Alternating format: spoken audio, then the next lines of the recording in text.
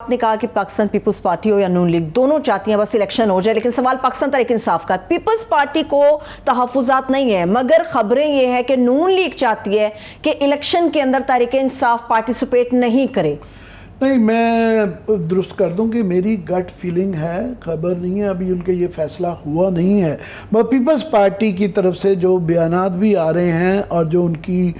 Vibes आ रही हैं, उससे लगता है वो बहुत ज़्यादा इंटरेस्टेड हैं और शायद नून लीग भी ऑन बोर्ड हो जाए। पीटीआई का उसके पीछे मफरूज़ा सवाल आपका जो बड़ा अच्छा है, ये वाला मैं उस तरफ ही आना चाह रहा था कि इसके पीछे ये सारा जो जल्दी इलेक्शन करवाने की जो पॉसिबिलिटी इम्कान है, इसके पीछे चंद मफरूज़े हैं। सबसे पहले मफरूज़ा यही है कि ये जो आपने जिक्र किया कि वो समझते हैं कि पीटीआई इस वक्त ख़त्म हो चुकी हुई है और ये हमें इस्टेब्लिशमेंट ही जितवा देगी।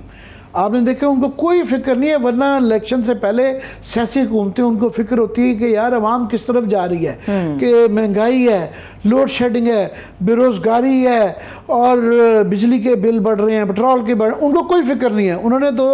215 चाहे IMF की वजह से किया, अच्छा किया बुरा किया अलहदा, वो उनको फिक्र नहीं है। वो बड़ी डार साहब मुझे हैं उनकी है नहीं है, फिर वो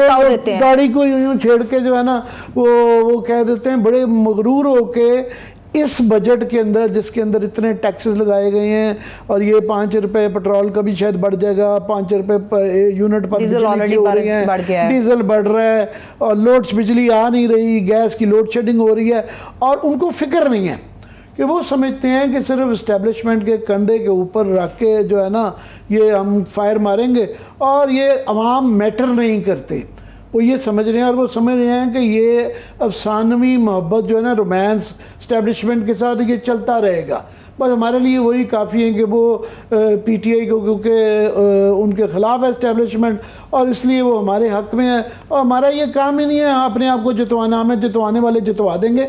ये मफरूज़ा एक नंबर 1 मफरूज़ा इनका ये है, मगर ये मफरूज़ा माजी में कई दफ़ा फेल हुआ है। ठीक है, मैं आपके सामने PMLQ की मिसाल दे देता हूँ कि PMLQ में इस वक्त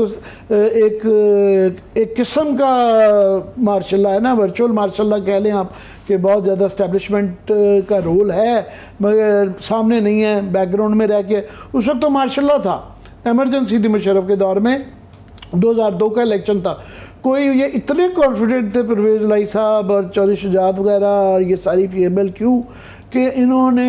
एज्यूम कर लिया था कि हम जीतेंगे और उस वक्त 2002 में ये इलेक्शन हार गए थे। लार्जेस्ट पार्टी के तौर पे PMLQ नहीं बन सकी थी, 20 वोटों की शॉर्टेज हो गई थी। फिर रातों रात पीपल्स पार्टी के तोड़ के हमेशा जनूबी पंजाब से ही अल्हम्दुलिल्लाह ऐसी कुर्बानी देने के लिए गर्दनें हाजिर की जाती हैं, हमेशा हाजिर होते हैं। हर दौर में जो है हमारे भाई नाराज़ हो जाते हैं, मगर इस पर सोचना चाहिए कि लोग दोबारा उन्हीं लोगों को वोट देते हैं, उसी तार के लौंडे को वोट दे देते हैं जो कि दोबारा उनके वोट को बेच के लोटा बनते हैं। सारे लोटे जनूबी पंजाब से ही क्यों आते हैं? बहरहाल वो 20 बंदे जो है पैट्रियट का ग्रुप बनाया गया, मोस्टली फ्रॉम जनूबी पंजाब। फिर भी एक वोट की उस अक्सरियत से, और वो एक वोट भी एक मजहबी शिद्दत पसंद जमात के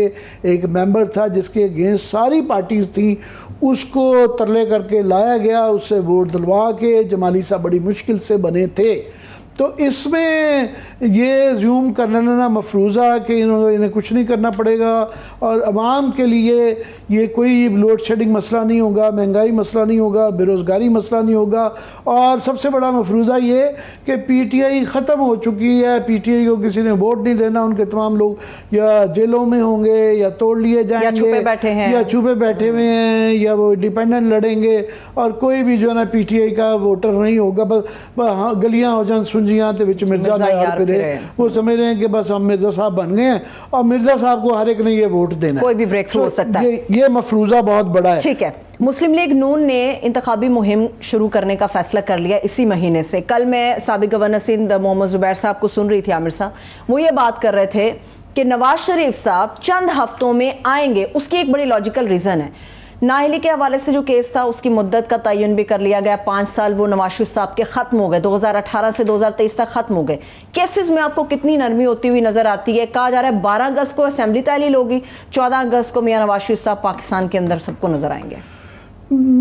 आने को तो वो किसी वक्त भी आ सकते हैं, मगर अभी कुछ थोड़े से लीगल इश्यूज उनके हैं। जितनी मर्जी उनकी अपनी गवर्नमेंट हो, जितनी मर्जी फेवरेबल इस वक्त इस्टेब्लिशमेंट हो, मगर बहरहाल वहाँ पे एक उन्होंने तरीका जो उसके लिए निकाला, एक वहाँ पे उनके ऊपर एक तो वो एब्सकॉन्डर हैं, एक प्रोसेस उस एब्सकॉन्डिंग का भी ख़त्म करना है। दूसरा अभी भी कानून के ज़रिए तो उन्होंने नाअहली परमानेंट जो है ना दायमी ख़त्म कर दी है, मगर वो उसने अभी असम्बली से वो अदालतों के अंदर उसने टेस्ट पास करना है। काफ़ी इस बात का इम्कान है, ये कहा जा रहा है कि इसके लिए आईनी तरमीम चाहिए 62(1)(f) के लिए। सो उसको एक और मफरूज़ा मैं ऐड कर दूं, ये है नवाज शरीफ की वापसी से आने का भी उसका ताल्लुक है कि वो ये समझा जा रहा है, और इस बात में मंतक भी समझ आती है कि काफ़ी लोग वैसे इस बात को कहते हैं कि ये जो 62(1)(f) के अंदर जो परमानेंट वो जो फैसले आए हुए हैं, इसके ऊपर बड़ी डिबेट है कि आया आइन खामोश है इसके ऊपर। तो उस आइन के अंदर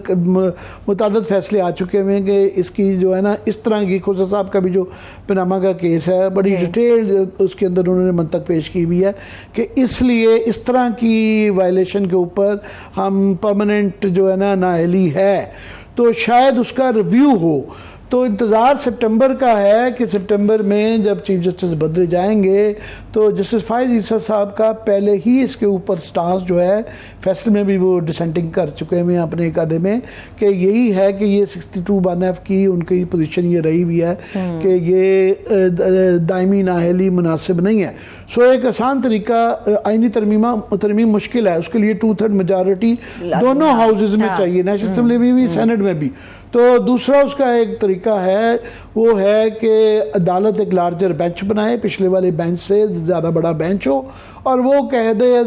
जो कि जनाब ये पटिशन जाएगी, पटिशनें ऑलरेडी मौजूद हैं, कि ये बिल भी जब जाएगा तो इसके ऊपर बैठ के अदालत ये अगर फैसला कर दे लार्जर बेंच के अंदर कि ये परमानेंट नाअहली मुनासिब नहीं है, तो ये तो ऑटोमेटिकली उनके लिए नाअहली भी ख़त्म हो जाती है। मगर अभी भी एक दो तलवारें उनके लटक रही हैं। एक है कि सराउंडिंग के पीरियड के लिए उनको बहरहाल अदालत में, चाहे उनकी अपनी गवर्नमेंट भी हो, जेल में जाना है। दूसरा एक और तलवार लटक रही है, वो ये है कि नैब के कानून के तहत भी जो गौर नहीं कर रहे लोग, कि नैब का भी एक कानून है जिसके अंदर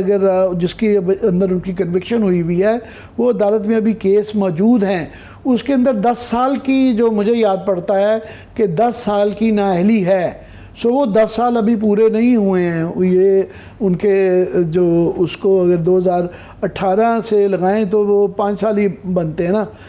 17 से लगाएं 6 साल बनते हैं। तो वो उसमें नैब का भी देखना पड़ेगा कि उसकी भी तरमीमी जो बिल इन्होंने किया हुआ है वो उसको कवर करता है नहीं करता। सो इसके ऊपर भी बहस है, मगर ये चीज़ें हैं, सिर्फ वहाँ पे उनका ये सियासी फैसला नहीं है, ये हालात पे डिपेंड करता है, ये अदालतों पे फैसला करता है। सबसे बड़ा मफरूज़ा इसके अंदर, मफरूज़ों में ये है कि अदालतें जो हैं जिस तरीके से इस वक्त लेटी हैं, बेबस हैं, और ये हम इस तरह की बात करने की सोच नहीं सकते थे, मगर क्लियरली नज़र आता है कि हम ये कह सकते हैं कि ज़बान-ए-आम